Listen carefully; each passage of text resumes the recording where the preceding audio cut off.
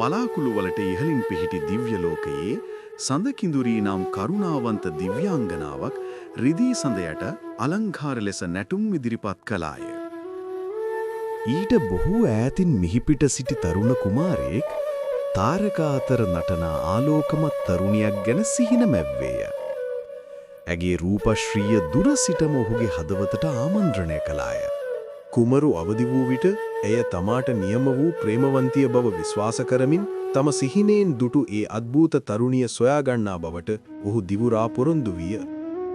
එදින රාත්‍රියේම එම සිහිනයෙන්ම හදවත ඇදීයා සඳකිඳුරිය සඳෙලියේ කදම්බයක් ලෙස මනුෂ්‍ය ලෝකයට බැස ආවාය.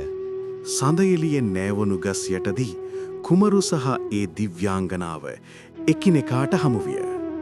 සදාකල් සිටම එකිනෙකා හඳුනාගෙන සිටියාක මෙන් ඔවුන්ගේ දැස් විස්මයෙන් පිරී ගියේය.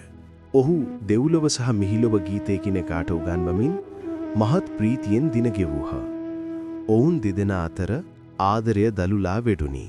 එහෙත් ඇයට මිහිපිට ගත කළ හැකි කාලය ඊතා කෙටි බවත් හත්වන දින අරුණ නැගෙන්නට මත්තින් ඇය නැවත දෙව්ලොවට යා යුතු බවත් දෙවිවරු සඳකිඳුරියට අනතුරු ඇඟවූහ.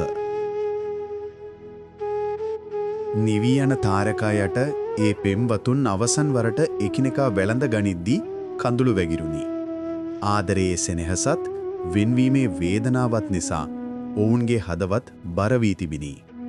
දවසේ පළමු හිරුවෙලිය මිහිතලිය ස්පර්ශ කරද්දීම රිදී පැහැති කුරුල්ලෙකුගේ හැඩයගත් ආලෝක මාවතක් ඉතිරි කරමින් සඳකිඳුලිය සෙමෙන් අහසට නැගී ගියාය. ලෝක දෙකක වෙන්ව සිටියද කුමරු සහ සඳකිඳුරිය ආදරයෙන් බැඳී සිටියා. ඔවුන්ගේ සදාකාලික පොරොන්දුර ඔහුට සිහිපත් කරමින් සෑම රැයකම සඳ තුලින් ඇගේ ආලෝකය බැබළුණි.